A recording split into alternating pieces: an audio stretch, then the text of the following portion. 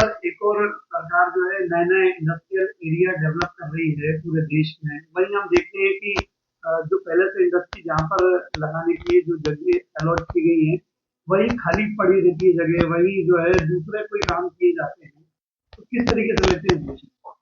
भाई मेरे हिसाब से तो जो नए इंडस्ट्री कट रहे हैं, पहले जब तक पुराने पूरी तरह सोल्ड आउट ना हो जाए, उनमें इंडस्ट्री ना लग जाए, तो नए को इनको करना ही नहीं चाहिए, क्योंकि उसमें एग्रीकल्चर ज़मीन खराब होती है, किसान को तकलीफ होती है, पैसा तो खर्च हो जाता है किसान से, लेकिन उसकी ज़मीन चली जाती है। अभी जो भी नए इंडस्ट्री कट है, अभी आप चले आओ वहाँ के जीएम से बोलो, जो केवीएन का है या जो भी जिला उद्योग केंद्र का है, तो भाई हमको एक प्लॉट चाहिए 5,000 फुट का, तो कहेगा सारे सोल्ड आउट हो गए, सारे बिक गए। जनरली अभी हम दतिया में एक सर्वे करने गए थे एक प्लॉट के लिए, वहाँ कम से कम 400 प्लॉट काटे हैं डीआईसी में, एमपी में। लेकिन उसमें हम वो कह रहा है, वहाँ पर जो मैनेजर है वो कह रहा था हमारे पास एक भी नहीं है, सारे भरे।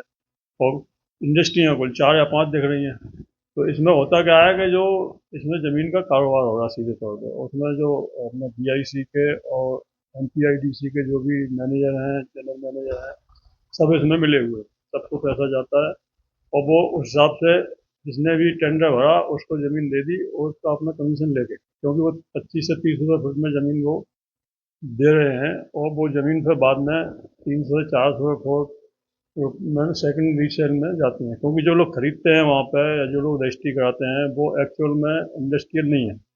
सरकार को इसमें एक कानूनी वो लगा देना चाहिए कि भाई अगर आपको के पास कोई डिग्री है, आप कोई इंडस्ट्री लगाना चाहते हैं, आपका बैक क्या है, आपने पहले किया क्या है, आपके फादर क्या करते हैं, इसमें ये सब चीज़ें आ जाएँ तो इसमें प्रॉपर इन्वेस्टर आए।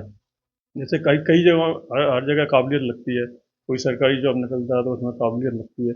तो भाई आप अगर इंडस्ट्री के लिए ज़मीन उसको दे रहे हो तो उसकी काबिलियत क्या है, उसकी फाइल क्या है, उसको उसने किया क्या है इसके पहले। क्या वो कोई पान की दुकान चलाता था, वो क्या हमको अभी रोलिंग मिल लगानी है लोहे की, तो क्या वो एक्सचेंज लगा लेगा क्या? और उसको ज़मीन दे दी, अब फिर बाद में वो ग्राहक ढूंढेगा, हाँ भाई ज़मीन मेरे पास है, किसी को लेना हो। तो वो ये इसमें से रीसेल हो रहा है, पूरा रीसेल हो रहा है, इसमें बड़ा मोटा मुनाफा कमाया जा रहा है।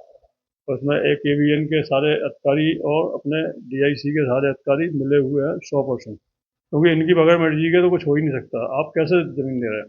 जिसको ज़मीन दे रहा है उसका आपने जो पीछे का उसका क्या स्टेटस है, उसने कभी इंडस्ट्री चलाई है, लगाई है। ज़्यादातर तो 90% लोग तो ऐसे होते हैं जिनको कभी कोई इंडस्ट्री का ज्ञान ही नहीं है, वो ज़मीन अलॉट करा लेते हैं। बाद में वही ज़मीन वो रीसेल में अपना मोटा मुनाफा करके एक्चुअल बायर को जाती है। एक्चुअल बायर को तो ज़मीन 10% ही मिलती है, बाकी 90% सारे